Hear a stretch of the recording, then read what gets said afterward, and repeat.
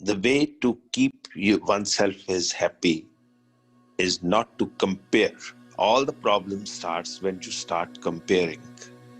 When you don't compare, you are happy and you are contented. And once you are contented and do not compare, then you become happy. And my aim in life is to enjoy every day. Meditation has keeping the mind silent. As a teen, I went through a lot of things, stress, depression, anxiety, because of exams and getting into the right college. But even after entering college, things remained the same. I wasn't sure how to get back. But then, after meditation, things started changing, not at once, but gradually. I started focusing more on what I want, and I started gaining some confidence to face the world. After attending the meditation classes, my skills has been increased and I can concentrate more on my studies, and I have set a goal to achieve in my life. I had a clarity in my life and I know what's the purpose of life. Meditation has given me a much more clearer vision what we are going to achieve in your life.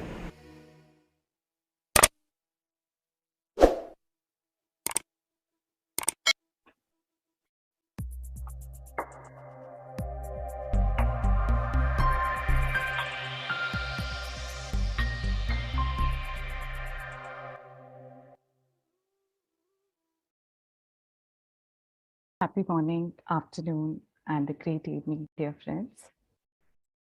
This week, we are learning how meditation develops spiritual intelligence. Until now, we have understood the 6 spiritual laws. Meditation is developing the physical quotient, the emotional quotient, and intelligence quotient. The spiritual quotient. Physical quotient is all about passion of life. The more energy and health we have, the more passion of for life we have. Intelligent quotient is all about learning. We become highly successful through increased memory power and capacity of learning. Emotional quotient is about building relationships to celebrate life. One becomes more self-aware, self-expressive, and has greater experiences of life. Spiritual quotient is all about living a meaningful life and making a difference. It helps us to go beyond routine life and give our purpose. So today we'll go into meditation, dear friends. So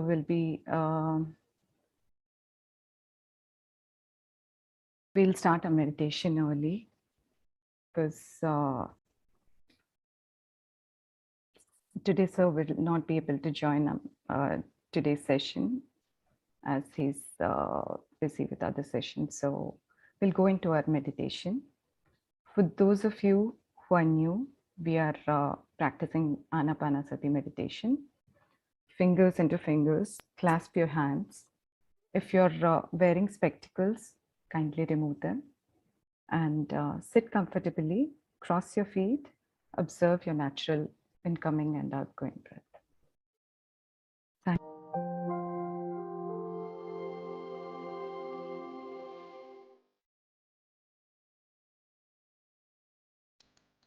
Friends, let's go into breath mindfulness meditation.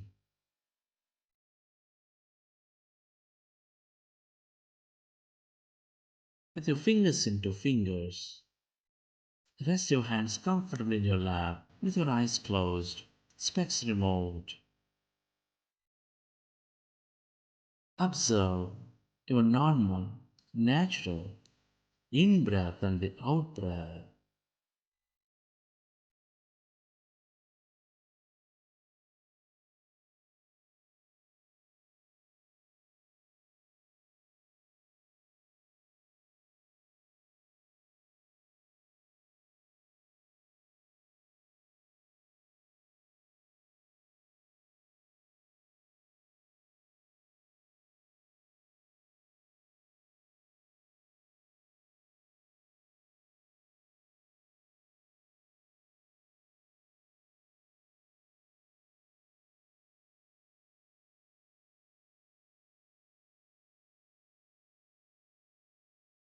We're all going into powerful group meditation.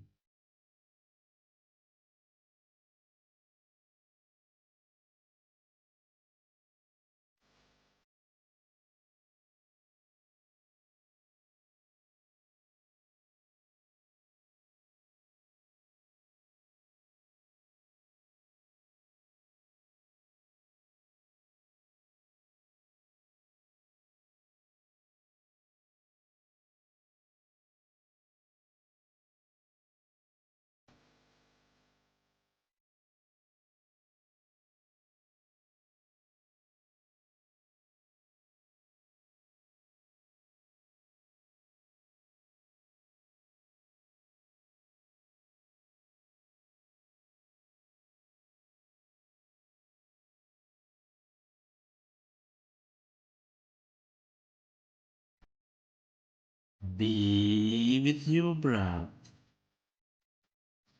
Become one with the in breath and the out breath. Dear friends,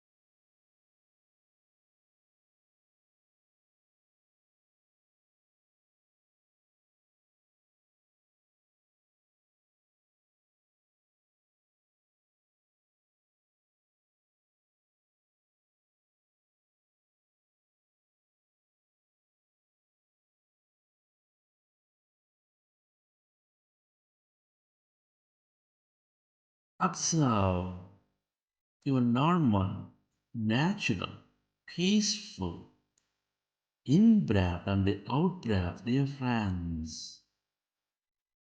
Our goal is to empty your mind. Our goal is to merge into the greater emptiness of divine self. As we empty your mind,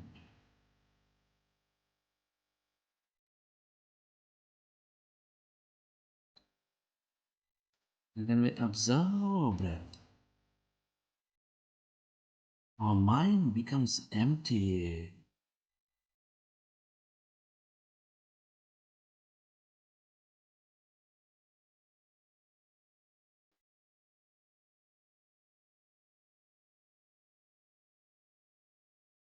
Be with your breath. Become one with the in-breath and the out-breath difference.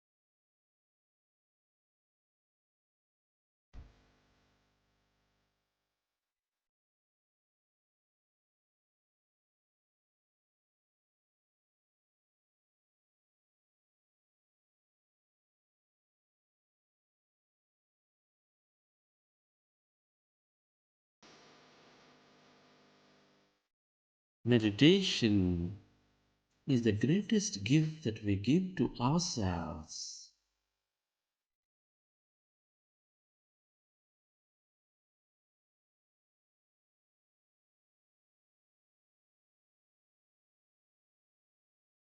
This time is for ourselves and yourself to completely forget everything about yourself and simply observe your natural, normal in-breath and the out-breath difference.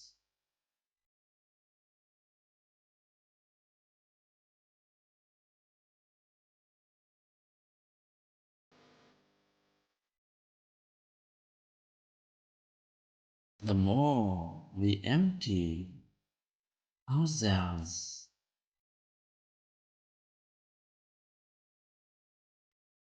the more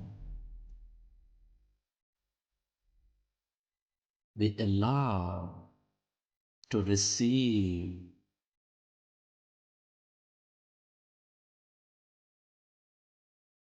Be with your breath. Become one with the in-breath and the out-breath.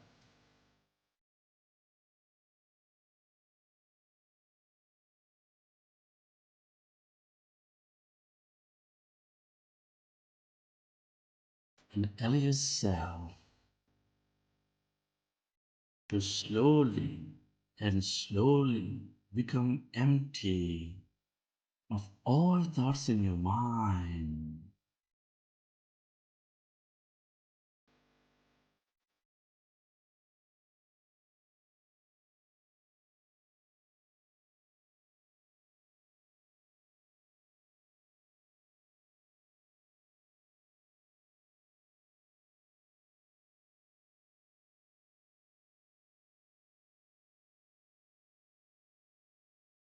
And as the mind is becoming empty,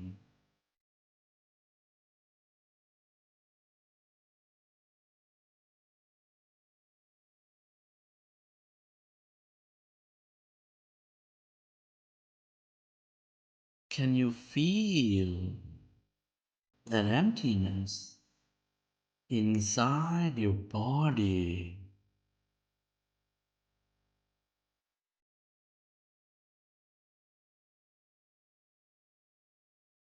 Can you feel energy in any part of your body as you're becoming one with your breath?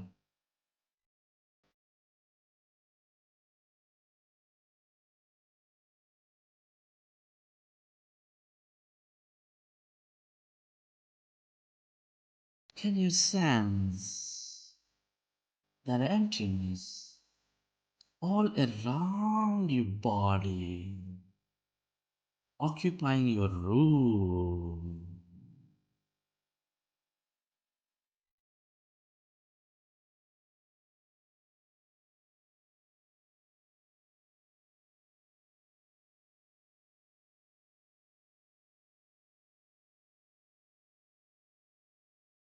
One with your breath, and one with that emptiness, dear friends.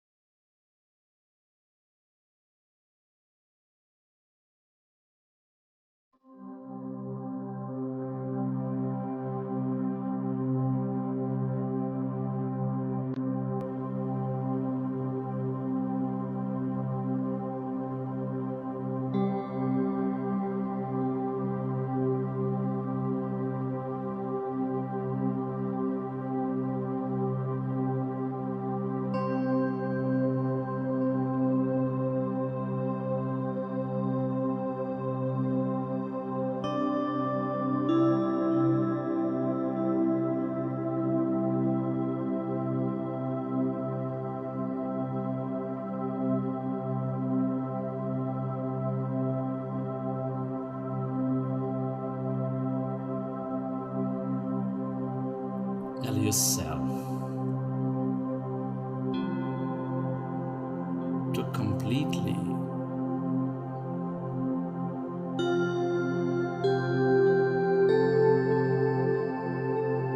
become empty of all thoughts in your mind.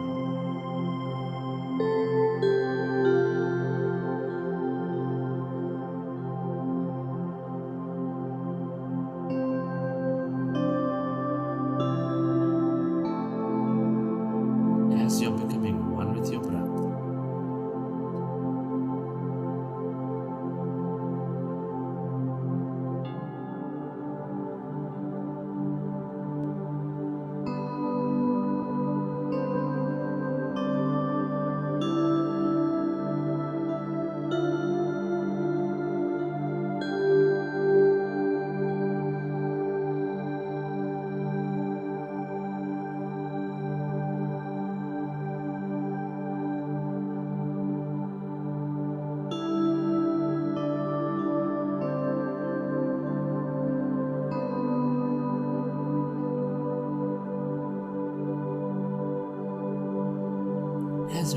is getting empty, can you find that emptiness inside your body?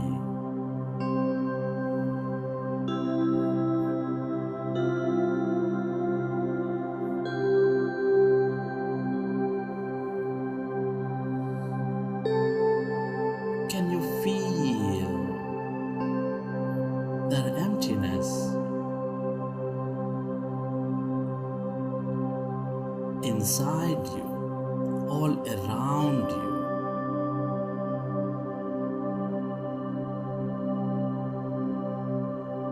As you're becoming one with your breath.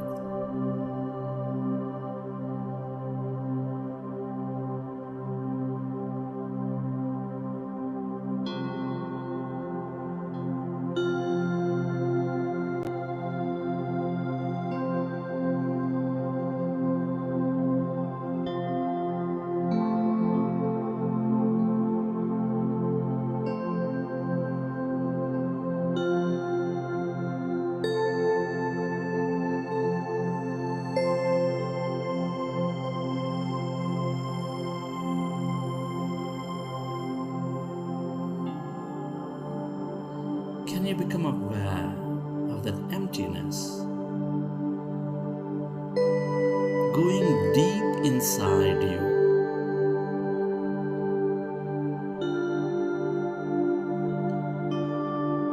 Spreading far and wide around you. Allow yourself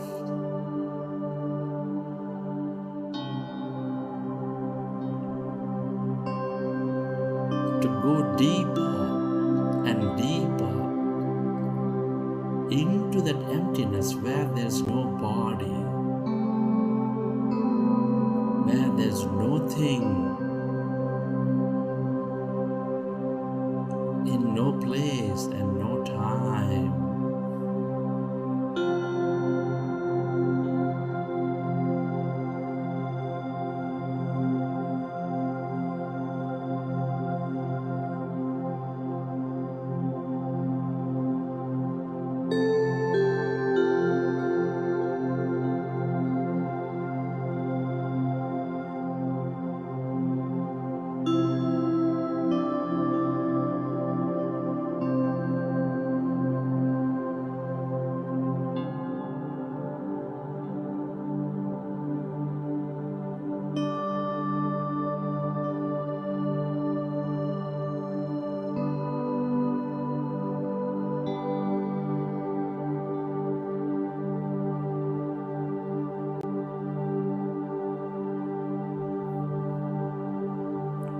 All emptiness is energy.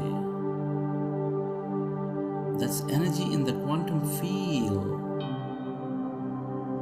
with unlimited possibility and opportunity.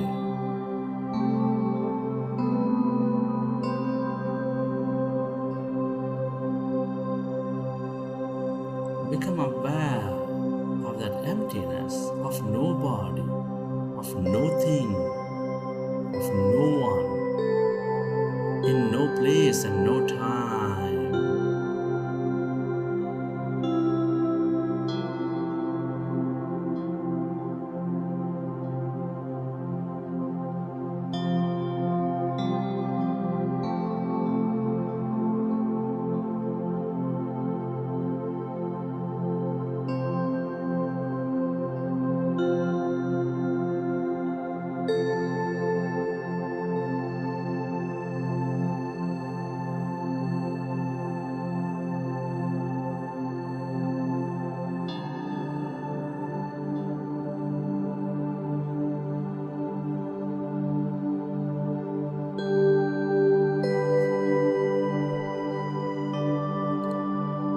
Allow yourself to go beyond your body, way beyond your life.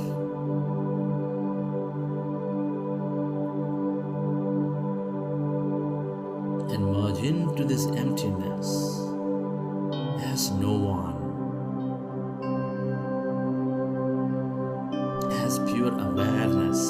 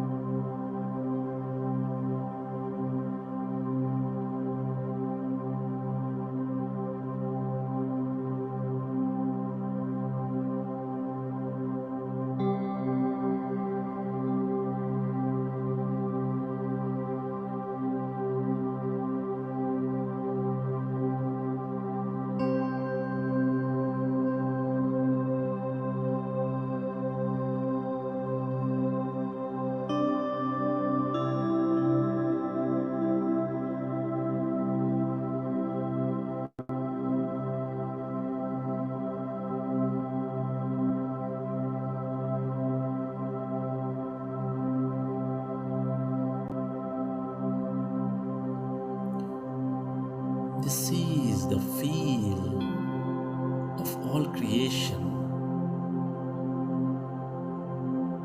This is the place of unknown. Allow yourself to stay connected with this emptiness, with this energy.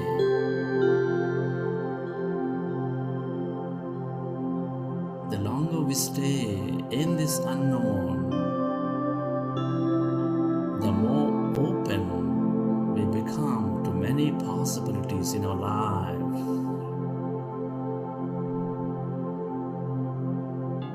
And the more we receive from it.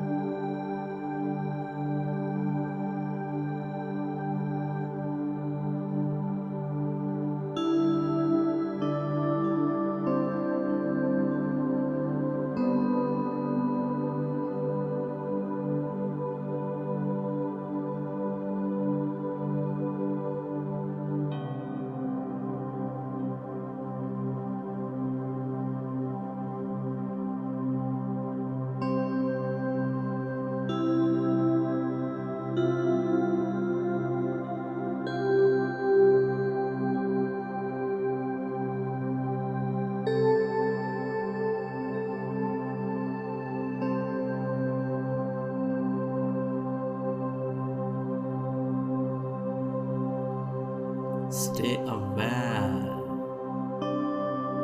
of this emptiness as no body and tune in to the abundance of healing energy, mystical energy, miraculous energy, empowerment energy, or whatever that you can become aware of in this field.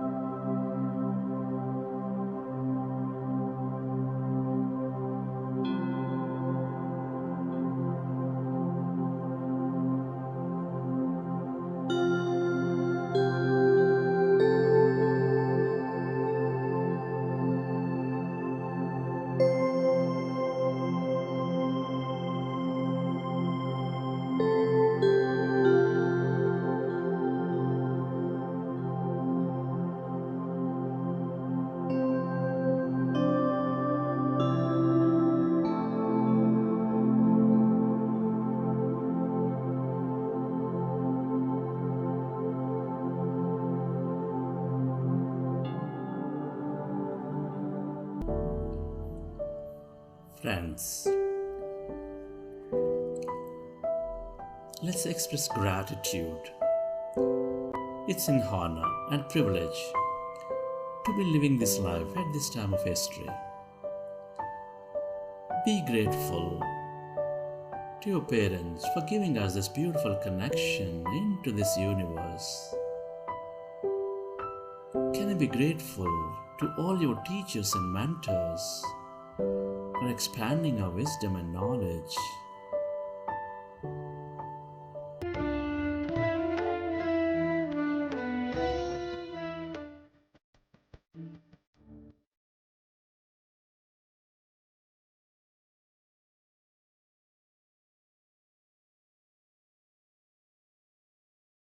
And so that was a wonderful session, wonderful meditation. When we've learned the altered states of mind, we've heard about something called as theta delta states, right? Where we are talking about self-healing, we are talking about oneness, etc. Right? So what is this oneness? What is that we are experiencing? what is the end result of it. Okay. So that is nothing but what we are calling it as spiritual quotient. Okay. So what is the spiritual quotient all about? And do we really need it? In the first place, do we really need it? Okay, we have seen, as Sudha ma'am was saying when she started the session, she mentioned about IQ, EQ, right? Yes, we have seen how meditation helps in our physical quotient or in having a wonderful emotional quotient, etc. Right, that is good. Now there is much more, or it is imperative for us to have the spiritual quotient as well. Why? Because when we are talking about spiritual quotient, yes, it is a bit more higher than what we are talking about intelligent quotient or the emotional quotient as well. Well, while IQ is looking at cognitive intelligence, EQ, we are talking about emotional power of a person. But the spiritual quotient looks at the spiritual power of a person in terms of how we can think about this oneness. Okay, when we are at least in today's world where there is in certain parts of the world where we have some sort of unrest. Okay, how the spiritual quotient, why is it important in today's world more and more? Right. Spiritual quotient, it is not something that we need to put in real good efforts, in search of it, right? But because it is there within all of us today. Spiritual wisdom or spiritual, or the quotient, what we are talking about, we don't really require additional efforts, because inside we are pristine, we are pure, we are divine, etc., etc. We have learned all that. So the spiritual quotient, it tries to unveil, or it will remove all those impurities so that we can understand what we really are. It is very imperative for us to have good relations with our own selves first, with the society, with the humanity, with the universe in entirety. Okay, so it is, of course, it is not, when I talk about spirituality or spiritual quotient, it has got nothing to do with any religion per se. Okay, of course, you can get into your spiritual practices with respect to your religion or your faith, but spirituality per se, spiritual quotient per se, has got nothing to do with any religion. Okay, it is typically a measure of how much we are at peace with ourselves, our inner core, our thoughts, our emotions, our beliefs and desires. So this particular spiritual quotient, it's a dimension that gives us strength to find a sense of inner peace of both our mind and our heart as well. Okay, it develops, typically the most important thing is it develops our concern for others, our concern for Mother Nature and other living beings as well. And it improves our conscious effort to make a positive contribution to this society. Okay, so in today's session, we will understand a bit of, let me share it.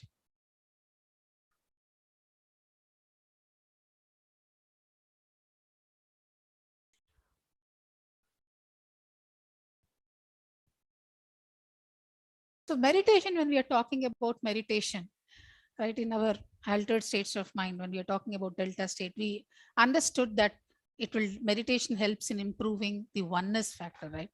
Oneness with the whole universe per se. When can we develop such oneness? If we are thinking that we are this body, definitely you are different and I'm different. When I'm operating at an energy level, when I'm operating at a consciousness level, then yes, we are all in the same pool of consciousness. So when we say that we are in the same pool, it means that we are interconnected. We are not separate. Right? We are all connected. So spiritual quotient, meditation helps us in improving the spiritual quotient and makes us realize that, okay, everyone is inside me and I am everywhere. Okay, the other person, example, if I'm talking about Sudha ma'am or Jagdish sir or Sridhar sir, we are talking about that consciousness that is pervading in all of us. So everyone is inside me. When we transcend and when we move out of this bodily consciousness, we realize that yes, we are all the same consciousness. So everyone is inside me and I'm a part of everyone as well. We start realizing that when we practice meditation more and more, this oneness comes into picture. So when we talk about this oneness, when we talk about the same pool of consciousness, we also understand that there is no limit for me. I don't have to draw a boundary around me. Okay, this is my world. No, the complete universe is my world. I don't have to differentiate between me and someone else. When that awareness, when you are aware of that, you're also aware of something called as unlimited potential. Yes, we have seen when we go into, and I think we are all aware of the fact that yes, we are of huge potential that's there within us. And meditation is helping us realize that step by step. Okay, so when we are into this meditation from a spiritual quotient point of view, we celebrate this connectedness. We celebrate this potential that is there within us. We celebrate the infinite energy that is surrounding us. So when we are saying us, it is the same thing, right? When it is interconnectedness that is there between various species. I'm not referring only to human. It also, we tend to look at nature. We tend to look at the animal species, the plant species from a different viewpoint. Okay, and we know that, okay, if I'm visualizing something, if I'm thinking about something, okay, it is all about my thoughts and I'm creating my own reality. It is not something else is driving me to it. Okay, it is that wisdom that I have gained, the experience that I'm really seeking for is making me create my own world.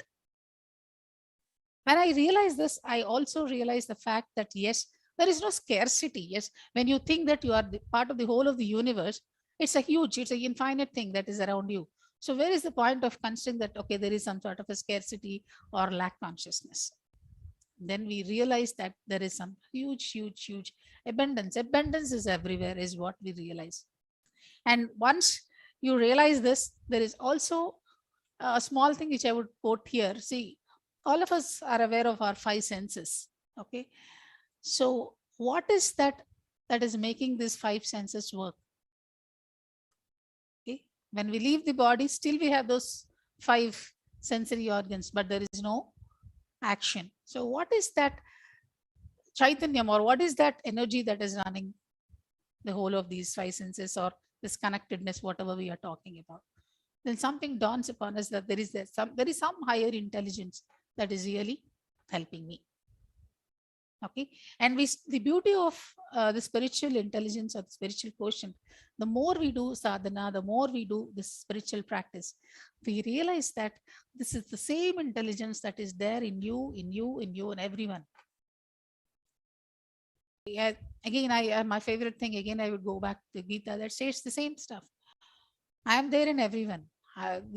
Krishna typically says, I am not going to punish anyone, or I'm not going to reward anyone. It is your own wisdom that is making you take some actions, the fruit of it which you are really enjoying, whether it is good or bad. So there is some higher intelligence. When we talk about this higher intelligence, when we are talking about the concept of God, etc. Yes, in this spiritual realm of things, we understand that there is something beyond us as well. And the same consciousness is there prevailing around. That is, the concept of interconnectedness is what we can see here. So when I know that someone else is no different from me, the relationship I share with that person would be unconditional, right? That other person, Sudha ma'am, and if I realize that Sudha ma'am and me, we are the same, where is the question of putting a condition over there? If you do this help for me, then I'll be doing this for you. It is not a barter system here. So meditation, when we are getting into the serious state of meditation, a sincere sadhana, we develop the spiritual quotient where we are having this unconditional, any relationship for that matter, with any creature for that matter. We develop that unconditional friendship. What does it mean? What difference does it make? So when you have this unconditional friendship or unconditional any no what do you call no filters attached, we try to make a difference to the society, and whatever we are doing becomes more meaningful, and we are contributing to ourselves and to the world around us. So the most important thread when I'm talking about the spiritual quotient is the oneness factor, the abundance factor, realizing that yes, there is an infinite potential in all of us. So we don't consider that the other person is different. So when will we realize that other person is no different from us? When we move out of this bodily consciousness. When we think that, okay, there is the same energy, that's the same consciousness that's there everywhere. That's when we move out of the moment we move out of this bodily consciousness, we can say that, yes, we are not separate. We are all one. We are all connected. When we realize that we are all energy beings, that's when we feel that we're all connected. So spiritual quotient, the most important thing is everyone is inside me. I am there everywhere.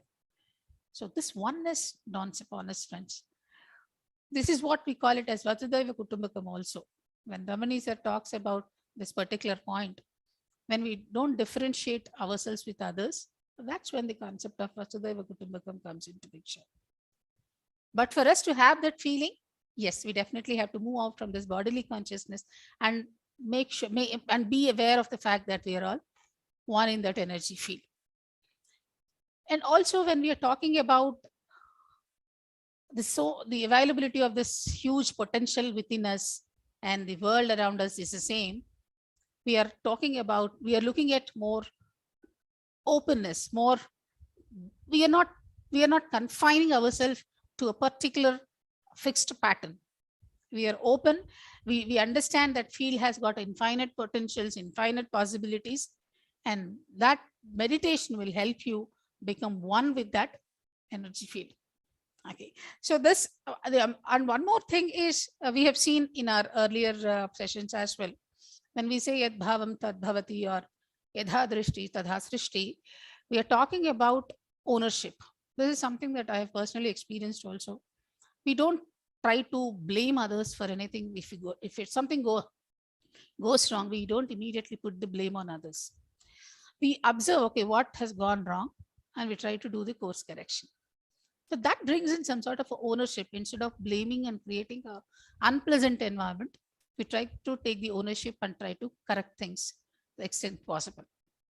So meditation, when we are talking about meditation, yes, this ownership comes into picture. And also we have seen the initiatives, how one can become a leader, etc.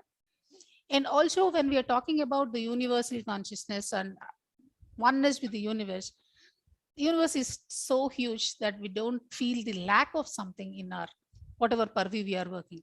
So abundance, abundance, and abundance. We feel that, okay, everything is in abundance. There is a huge lot of potential.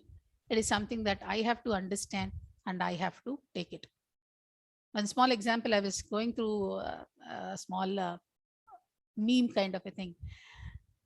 If we are downloading a software or if you're downloading something, if it is buffering or if it is not getting properly downloaded, then we say that, okay, bandwidth is not sufficient for this download to happen.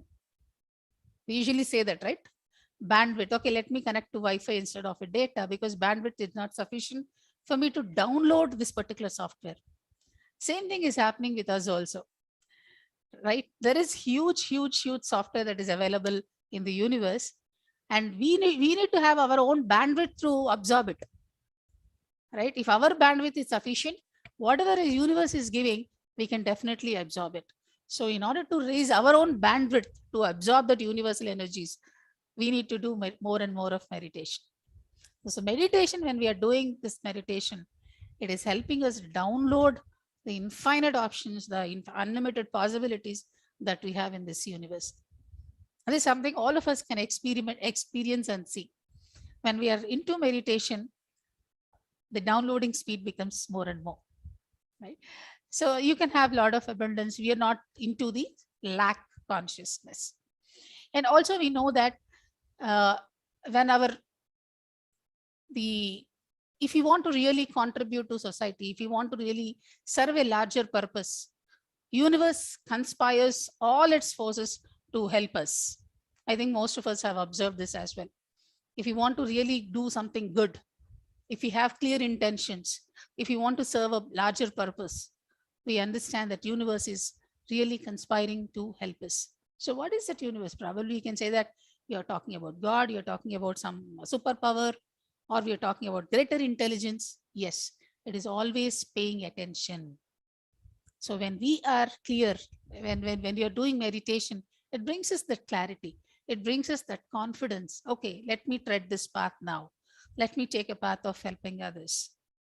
And when we have that sort of vision, definitely greater intelligence, something is paying attention, very close attention to your thoughts, not just your actions. We say mano vak parmana, the thoughts itself. Then we talk about words, then we talk about actions. So something is paying very close attention to your thoughts. So meditation, when we do more and more of meditation, we will be able to listen to this intelligence. What is it trying to tell you? Why? How is it happening? Meditation is slowing down the chatter of mind. We're becoming more thoughtless. We are becoming more single point mindedness. So that's when whatever the small whispers this intelligence is doing for you, you will be able to listen to it.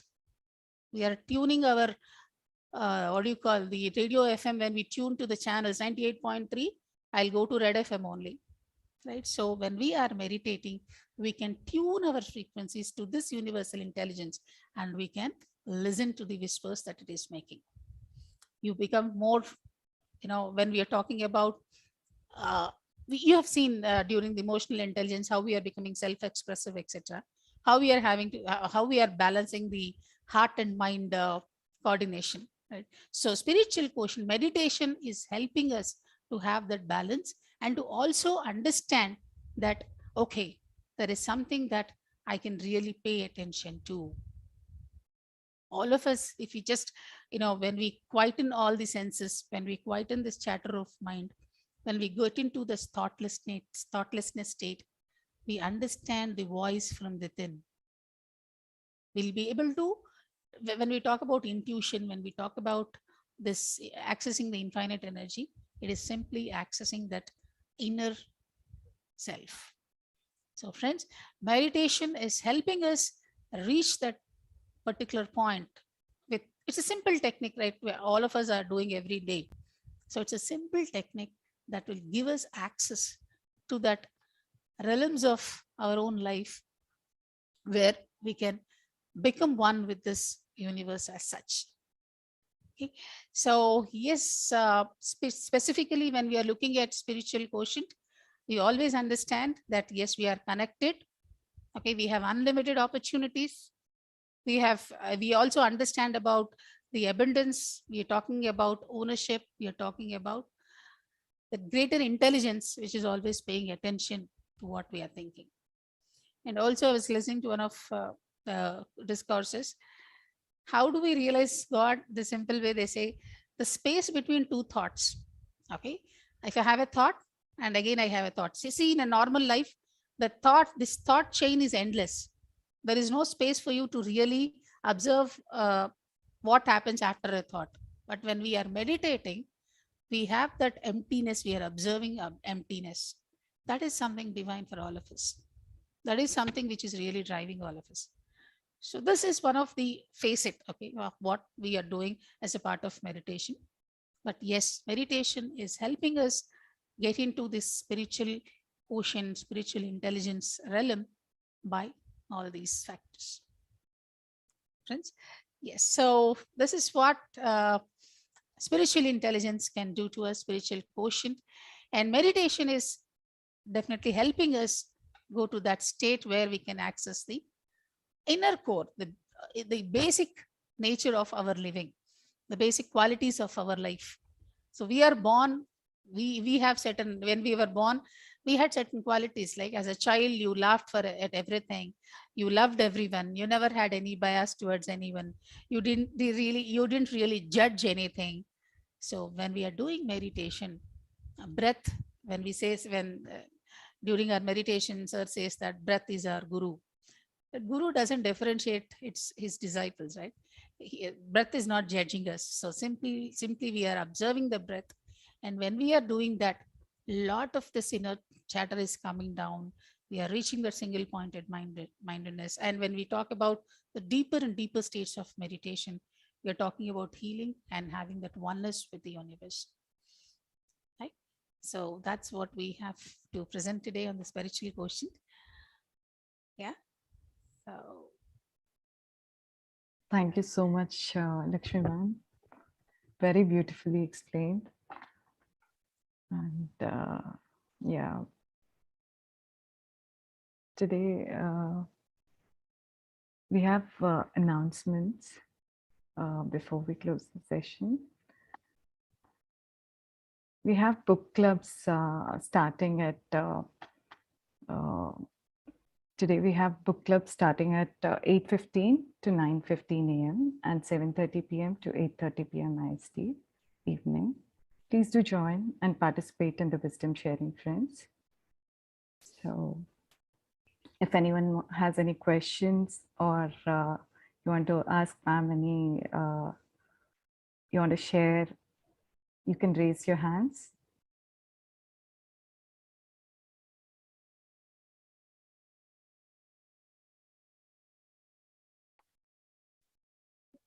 Yes, Mr. Manish, you can raise your hand so that, yeah. Please unmute yourself, sir.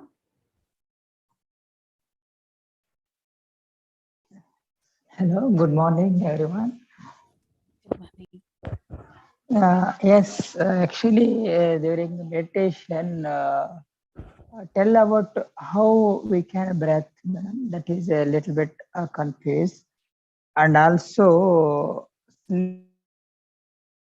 times during the meditation.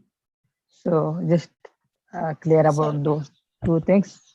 Marisa, can you just repeat? Probably there was some sort of a lag. I couldn't hear you properly. Okay, my question is,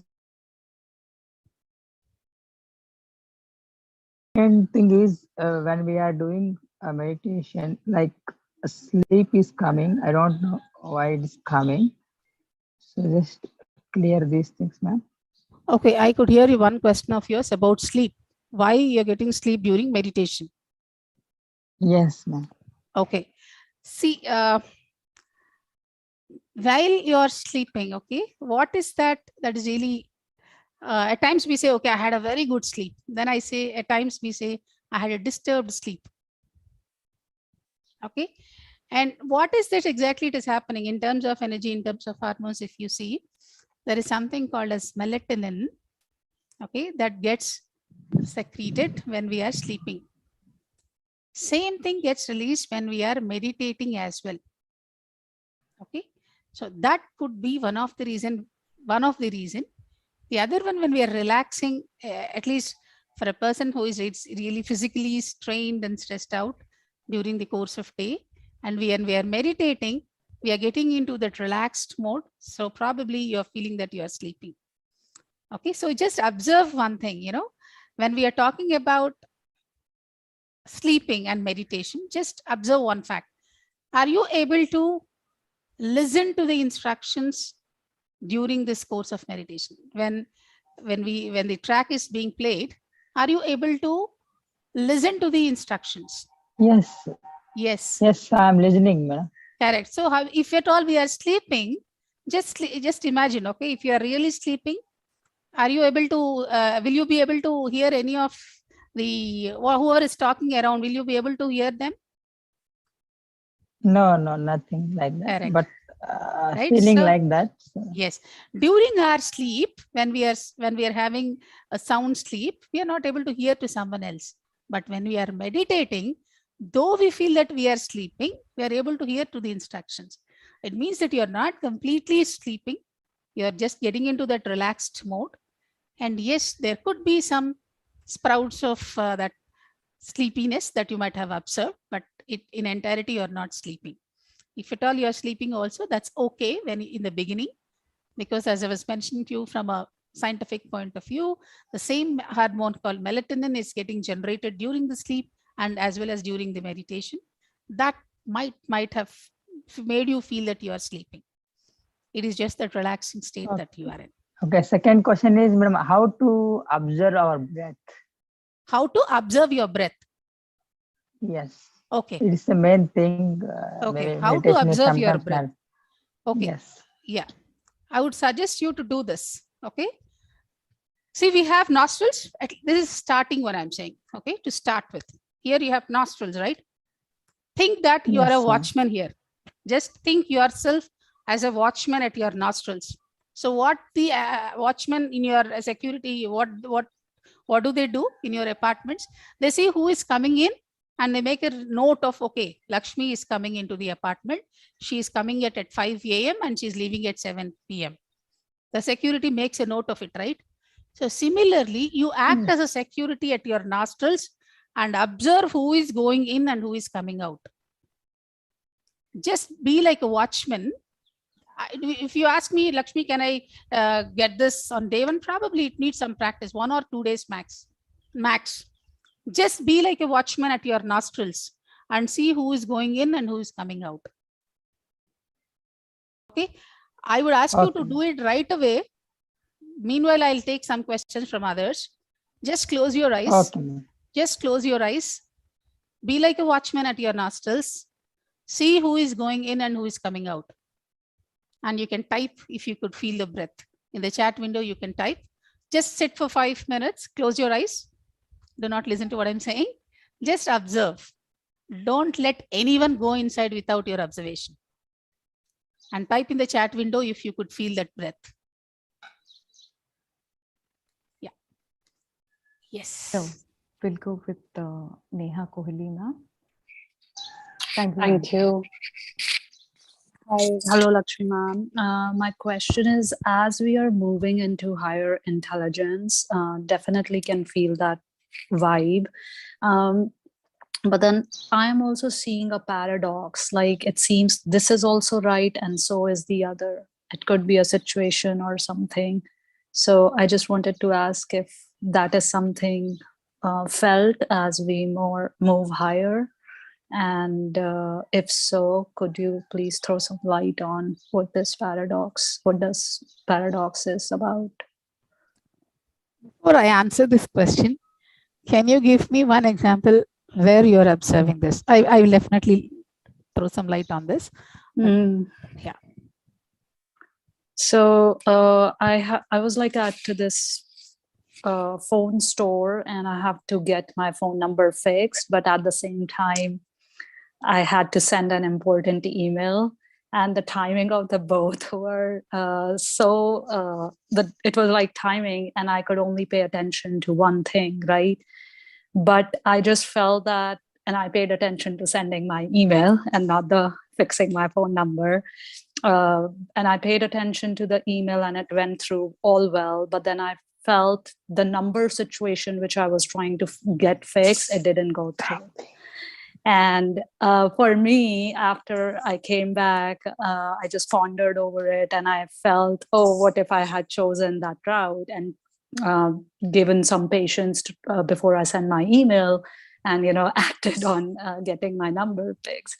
And I don't know if that is the mind or, and I think I've observed this a year ago, something happened, I can't remember right now, but that's when I learned about paradox first time.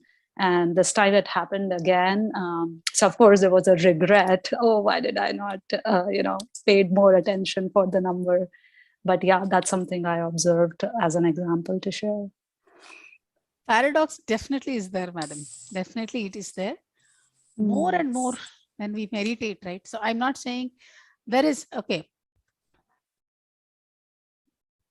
I'm just thinking of an example. Okay, let me recollect. So definitely paradox is there for sure. And when we practice more and more of meditation, we'll definitely have that clarity of which is that step that I should be taking. In your case, the example that you have mentioned, you chose that because at that point in time, that was more relevant to you. Okay. Paradox definitely exists, madam. There is no question about it. We do have paradox. We do have, okay, what if I'm sitting here, example, today, this is around 7 a.m. in the morning. And as a homemaker, we have certain responsibilities to take care of, right? During the first half of the day, the first few hours of the day. So I choose to sit here because if I have this good investment of 1 hour for me during meditation, I am sure that my rest of the day will be very peaceful. So I chose meditation over my daily chores so that the whole of my day will go good. So the prioritization, or which one should be taking the first priority, definitely when you are in this wisdom, when you are in this particular meditation, coupled with knowledge or / wisdom, you will be able to do a better judgment for sure. Probably at this point in time, we might have had a bit of guilty feeling that, okay, I would have sent that, get that numbers fixed more than sending my email. Probably that was what was important at that point in time. So what I would say is never have any sort of a guilt, because guilt will breed more and more of guilt thing. So don't get into that. Okay, you should just be happy saying that, okay, at that point in time, that was important and I have taken the decision. That's all. So meditation, what I have understood is, meditation will give us clarity in terms of, see, why again, how is that we are saying meditation will give clarity, meditation will give confidence, meditation will breed creativity. It is not a magic wand of saying abracadabra and it happens. It is just boiling down to the simple fact that, yes, we are decluttering our mind.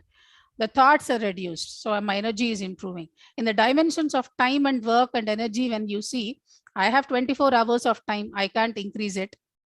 I have 100 amounts of work, I can't decrease it. So what I can increase is my energy towards it. So when we are talking about meditation, how is it giving that clarity? Is when this decluttering of mind happens, the single point focus is coming up. And when we are decluttering, we are able to hear to the inner voice as well. So all of this combined together is making us happy, making us take the right decision, take the right path. So whatever you have taken after, when you are taking this decision, just be happy with it and go ahead. Paradox is always there. So more and more meditation, the way I've understood is, more and more of meditation equals to when we are talking about less number of thoughts. Okay, when we say 3,000 thoughts per hour, when we are reducing it, we have more number of space. We have more space to think about something good. We have energy to really invest on the right things. So that's how right things happen at the right time, is what I have observed.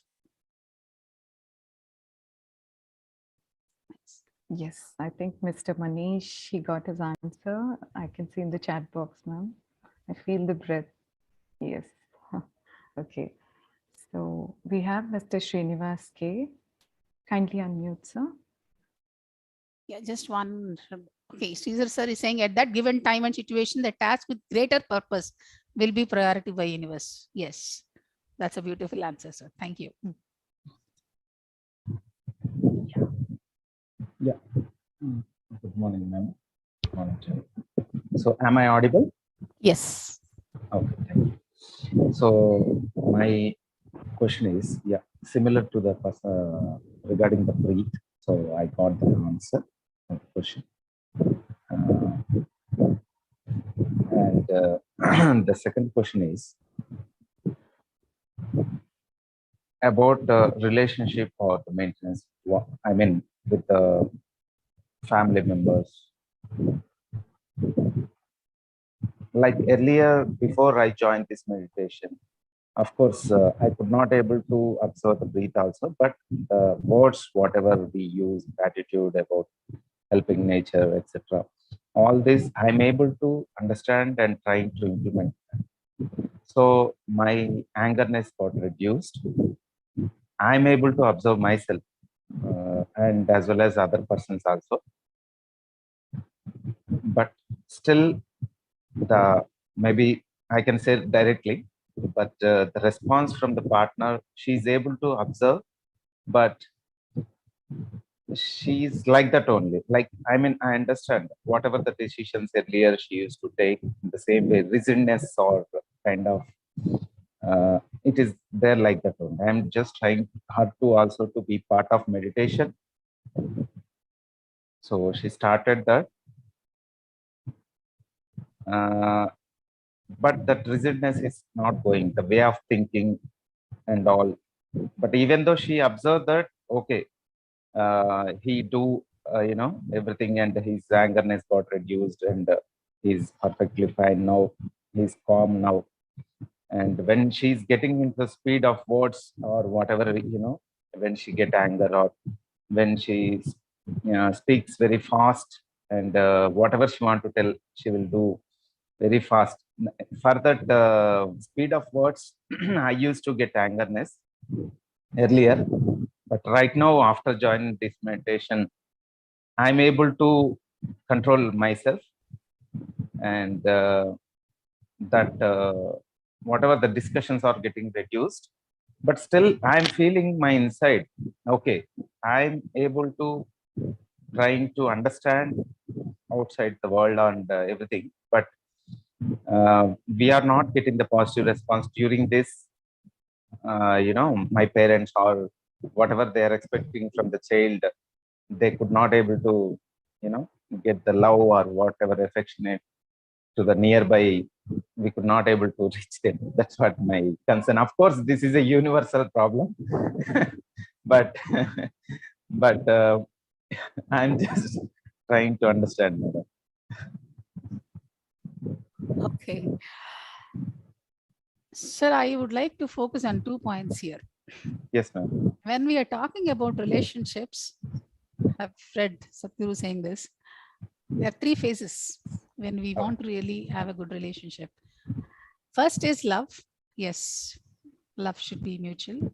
Second thing is compassion. If the other person, or you're expecting the other person to be certain way and the other person is not that way, have some sort of a compassion. First, you're handling that through love. If it is not happening, handle it through compassion. Think that probably the other person is going through some turmoil or some tough situation. Second step, that is called compassion. Third is about distance. So you're treating that with first with love, second with compassion, and third with And so because every person is not the same. Yes. So you have some things to, really get rid of. The other person also has to get rid of something. You may take 1 week to do it. I may take 1 week or 10 days to do it. So the speed with which we are clearing our own self is not the same. Number one, understand this. And second thing is compassion. Think that the other person whom you love is going through some not so pleasant state, and have that compassion and help him or her come out of it. Third, if nothing is working, just be, maintain the distance for a while. This is one way of looking at it. Second thing is what I have really learned of late. No offense to anyone, not to you, to any person, whomever you have mentioned.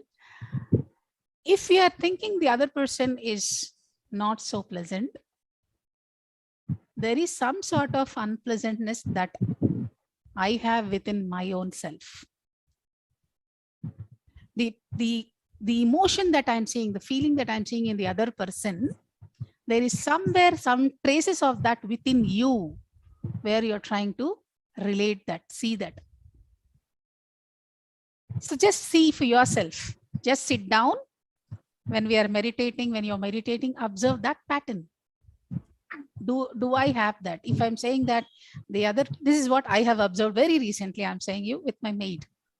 I used to feel I'm not an OCD kind of a person, but I realized that when I said that she was not sweeping properly, she was not mopping properly, I was feeling, I used to express that as well to her, saying that do this properly, do that properly. Then I felt, okay, I just heard this same statement. whatever I'm talking about others, first of all, I should see if that is there within me. So I started doing my work sincerely, be it at office or at home. Then I suddenly felt, okay, this lady is doing the work so well. This is my experience, probably in my very small own world. So just think that, just sit with a quiet mind. You're not judging yourself, but see if that is sprouting up somewhere. This would be my suggestion, sir. Right?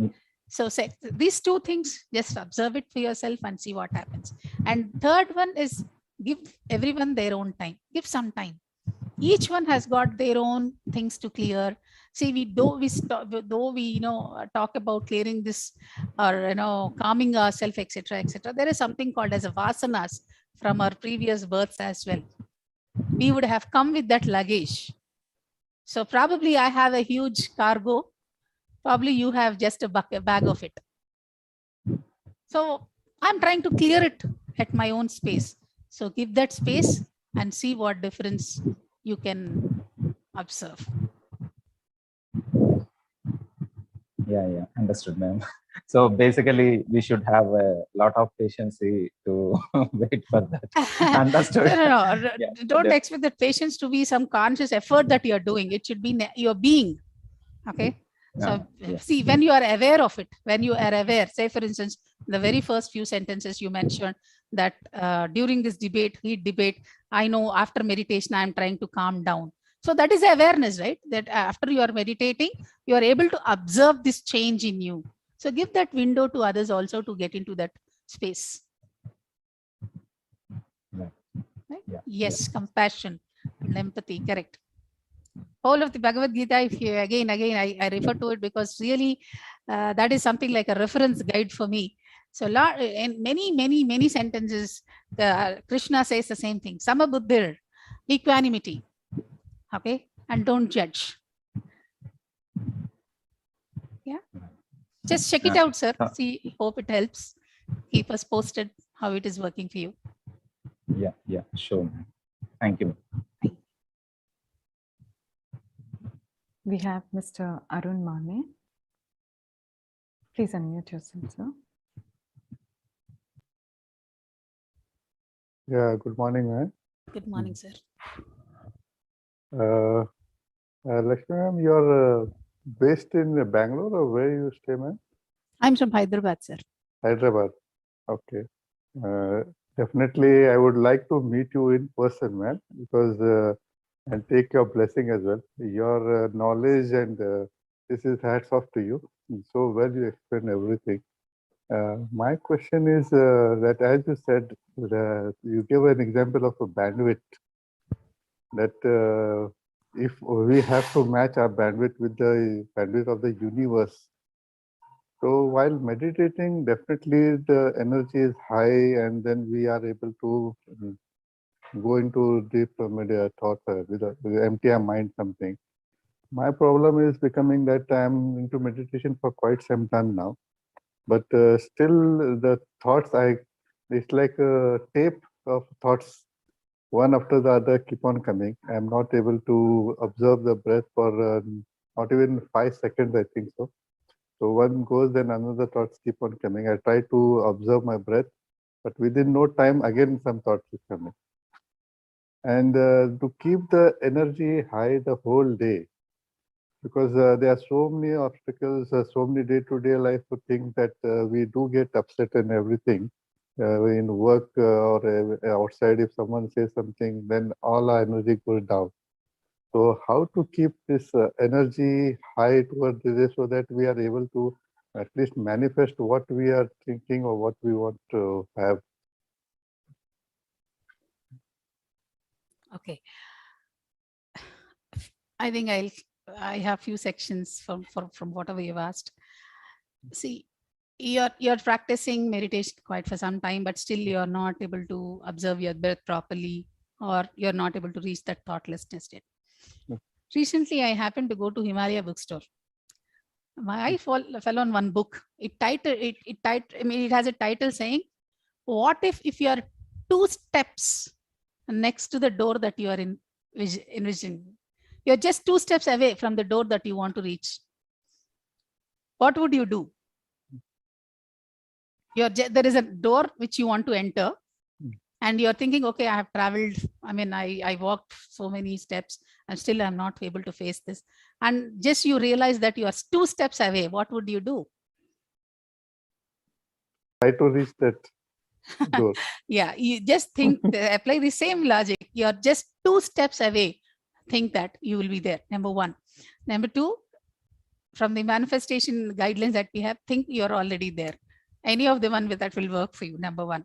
Number 2, thoughts will come, sir. It's not that, as sir says, thoughts, even after practicing 20 years of meditation, Chandra sir says that still he gets some thoughts. So that is inevitable. I'm not saying inevitable, but yes, it is commonly observed or seen. Okay. So don't worry about thoughts. The more you resist, the more it will persist. Okay. It is something like, uninvited guest. If you have invited a guest, you will do all the, khatirdari, right? You give them coffee, tea, tiffin, breakfast, whatever it is. If at all he or she is an uninvited person who you don't even know who they are, you just ignore them, right? So just ignore them. And one more technique is, try this out. Try these 3 options. One is ignoring. If you see that you're not able to, there is one more thing called, for focus when we are talking about thoughts and, getting away from thoughts, there is something called as a labeling your thought. Example, I'm meditating now. The first thought that I have now is, okay, what should I prepare for my breakfast? So I say breakfast thought, it will vanish. Observe it, check it out.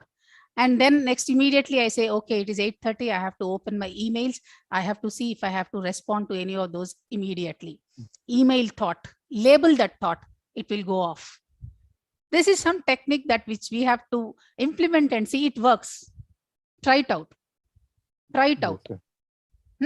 Thoughts, just label a thought and see how it disappears. Okay, that's one. Observing your breath, the same thing that I have told Manish sir. Be like a watchman at your nostrils. You're standing here. Observe who is going in and who is coming out. So once you master that, yes, then you can focus here. I'm able to observe my breath. That is not issue, but not able to maintain it for more than 2 or 3 seconds. Okay. Okay. There is something again. There's some beautiful article that I was going through. It says, if you want to inculcate any habit, okay, I want to exercise. Let that be a 2 to 5 minutes starting. When you are starting it, start it with 2 to 5 minutes only. And when you practice, that 2 can become 20, 5 can become 50. For sure, 100%. Yeah. Abhyasa Yogina. He says, Sridhar sir is saying Abhyasa. So Patanjali Yoga Sutra talks about Abhyasa and Vairagya. Okay, you practice and let go. Don't really be feverish about it. Why am I not getting? Why am I not getting? Don't be that feverish about it. Let go. Okay. You will be there, sir. 100%. Label your thoughts and see how they vanish. Yes, sure. You will be there for sure. And how to keep our energy high? Okay, how to keep your energy high? Wonderful. See, when we meditate for 1 hour or 2 hours or 3 hours, it is giving us the energy to continue our whole of the day. Number 1. So if 1 glass of energy is given to you, if you want to utilize it, you sip it every day till you reach to the end of the day. What if I have a hole to that glass? What if I gave you 1 glass of energy? What if there is a hole to that glass? Half is wasted. It is wasted. Same is the case with us also. There are certain energy leaks that are happening to us. When we are talking about something which is not necessary, when we are interfering too much into others' life, when we are really overthinking, okay? So all these are that energy leaks, that holes to that energy glass that is given to you. So when you meditate and be cautious. See, 3:2:1 ratio, the one always Patri sir says, right? 3 years of meditation, 2 hours of book reading, 1 hour of Sajjana Sangatya. So when you are into this path, you are having the knowledge/wisdom. What is knowledge and wisdom? Knowledge is something that you gain. Wisdom is something that you experience yourself. So whatever points we are saying, whatever points are taught in the session, if you're trying to implement, the energy thefts can be reduced. So when the theft is reduced, your 1 glass of energy is with you the entire day or even for the coming 2 days. See what are those energy thefts. I think we have one master session also happening by Shreyan sir on energy thefts. I think 21st, next Saturday. You understand these energy thefts, sir.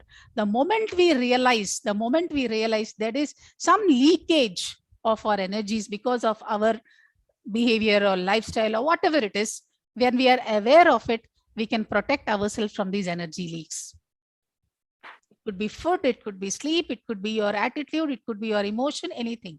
Observe those energy leaks. Then you can preserve your energy, and the whole of the day you are in that ecstatic state of mind. Thank you, ma'am. Thank you for that explanation. Thank you.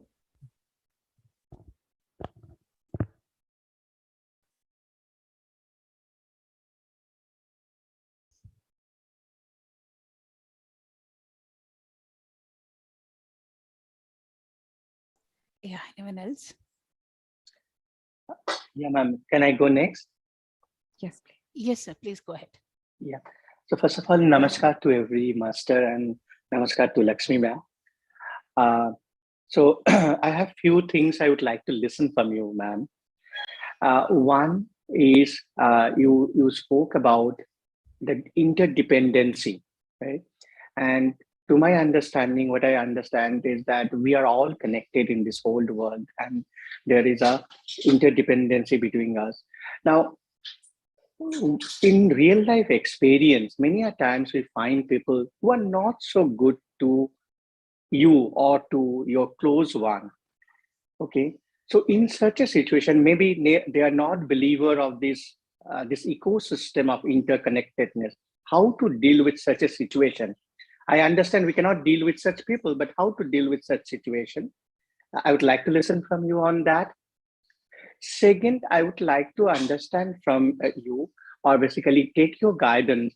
You have been mentioning of Bhagavad Gita. I read that in my vernacular language, but I would like to read something which is an interpretation of that, and preferably in the English language. You can suggest a book, a good interpretation of Bhagavad Gita. That will be really helpful, ma'am.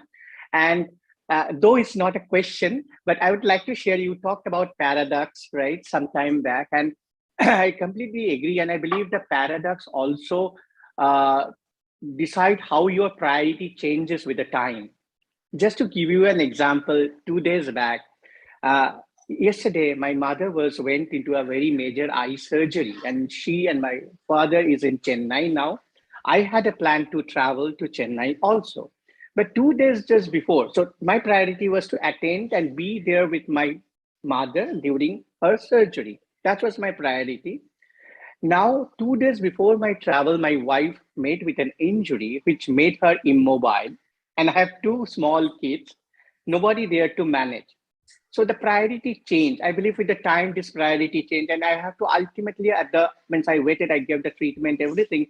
But on the day of my travel, I have to cancel my trip, because that becomes so that's my experience about how this prioritization happened. We cannot be fixated with one priority. It changes with the time.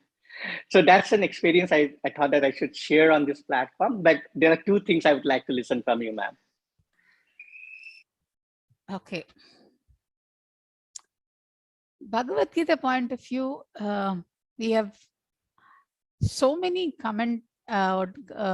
so many authors have written their own commentaries, right from Adi Shankaracharya to Ishwaran. We have lot of commentaries on that, sir. So, frankly speaking, I don't think I'm in a state where I can recommend one such thing for you.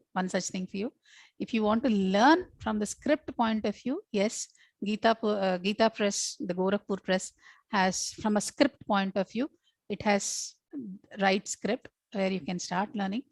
See, when you want to learn, again, I would say the same point. If you're serious about it, Universe will show you the path. Definitely. If you are really sincere and serious about it. That's what exactly has happened to me. The way I started is through Facebook. I was handling social media for Buddha CEO some time back. So when I was doing some activity there, I came across a post about Bhagavad Gita's classes in that Facebook, and I immediately joined. So I would sadly, at least I am not in a state where I can recommend any such, yeah, Eknatheshwaran says, yes. So this is one book in English. Jagdish sir is suggesting. So yeah, you can check this book. This is in English. It has got 4 or 5 volumes. Bhagavad Gita for daily living. That's the heading, and he has got four or five volumes. 4 volumes, I believe. Yeah. So you can check that. It has detailed explanation about it in English. Yeah. Yeah. Other question? I'm sorry, I forgot. Yeah.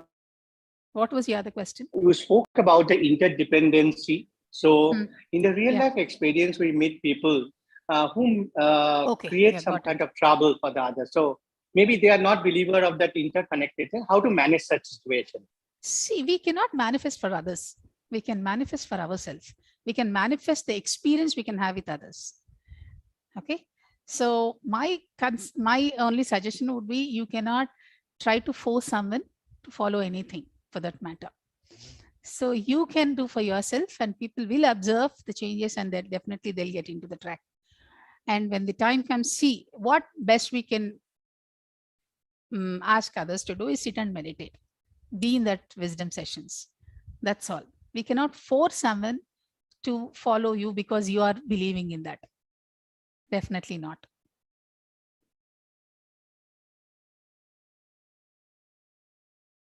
Yeah. Yes, Patri sir has written his commentary in Telugu, if in case you want to. Yeah. Okay, ma'am. Okay. Thank you. Thank you. We have Vasala Nair. Can you please unmute yourself? Yes, madam. Yes, madam. Today's session is very, very useful. Lakshmi madam has given a lot of tips regarding watching the breath, this and that. It is every point is very valuable, I feel. And here I thought, it's not a question. I thought I will also contribute just one point, because many of us who are in the path of doing meditation are worried about emptying the mind, or not getting the thoughts. That is, everybody feels that we should not get any thought while doing meditation. My humble understanding is, see, as long as we are alive, our mind is working.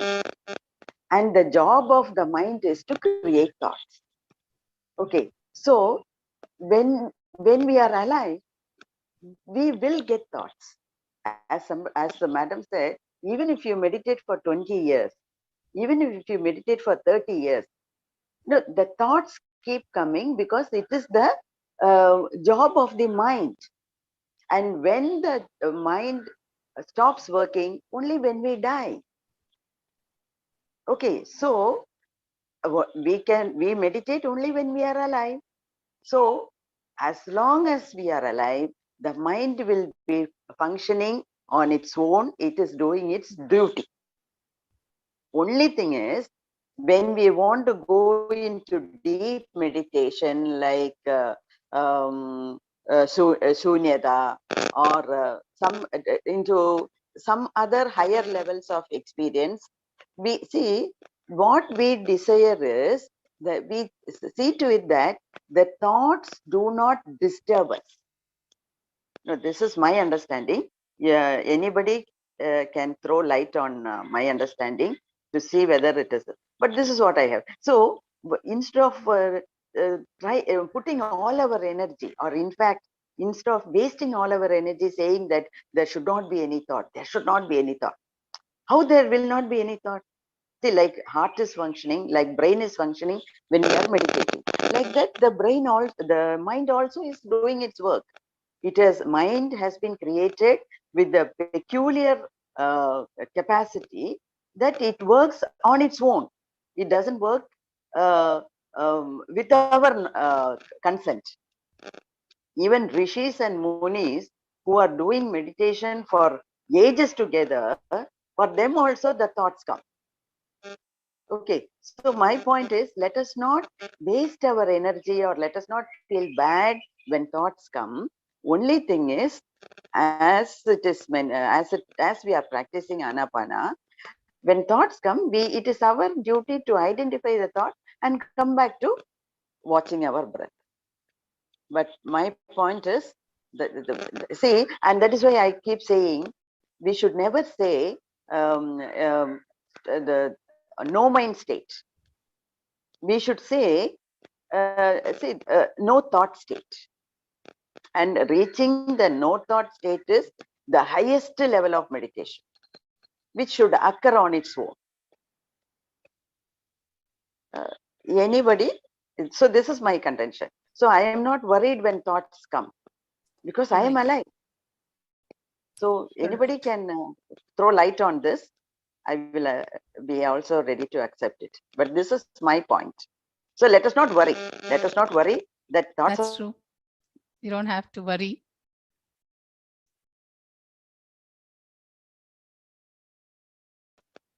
Only thing is, let us not allow the thoughts to disturb.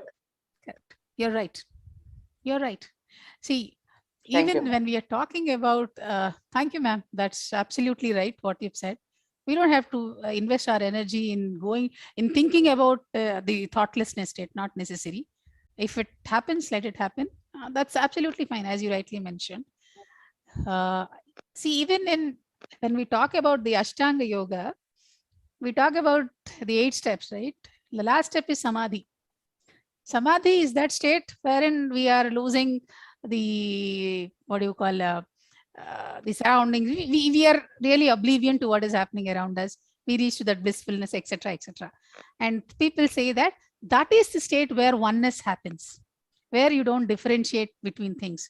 And what I personally felt was that is from the yoga principles and from our meditation. When we talk about the altered states of mind, when we are practicing more and more and more, when we go to the delta state, that's when we are, see, again, I would say that, as you rightly mentioned, it is not like complete thoughtlessness. Yes, you can have some small pockets of it for sure. You can have that, but that need not be the whole of it during the entire practice. That is there. And I could draw this parallels between what yoga says in the last 8 step is called Samadhi. Of course, how are you reaching that Samadhi is through your yama, niyamas, and then you're talking about dharana, the focus and all. Then you're talking about dhyana, and then you're talking about Samadhi. So that is the highest level, as you rightly mentioned. Same thing is what the altered states of mind is also talking about. So yes, it definitely requires practice, number one. Number two, don't really be feverish about having no thoughts, etc. Let that happen. Yes. Thank you, ma'am. Thank you so much. Thank you. Yeah. Okay, Shidhisa says your energy goes where your attention goes. If you give more attention to your thoughts, they will survive. More use. Now resist, it will persist. That's what we are saying, right? If you don't give attention to your thought, they will die by lack of energy. That's right. Okay, with that note, I'll take leave from all of you. Thank you for this opportunity today. It was nice talking to all of you. Have a great day ahead. Thank you so much, ma'am. It was wonderful. I think everyone got their answers and lots of learnings today. So many questions answered. So thank you all for joining. And tomorrow we'll see you all at the same time. Have a great day. Thank you.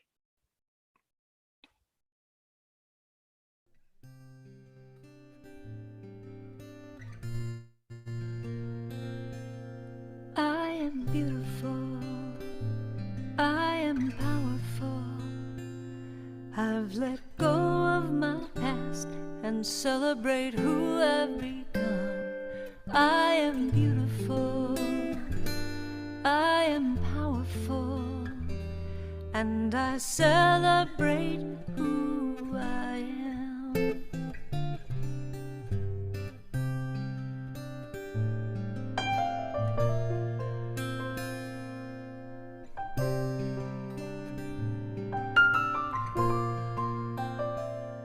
I am beautiful, I am powerful. I've let go of my past and celebrate who I've become. I am beautiful, I am powerful, and I celebrate who I am. I am beautiful. Okay. Bye, everyone. Thank you. Have a great day. I've let go of my past and celebrate who I've become.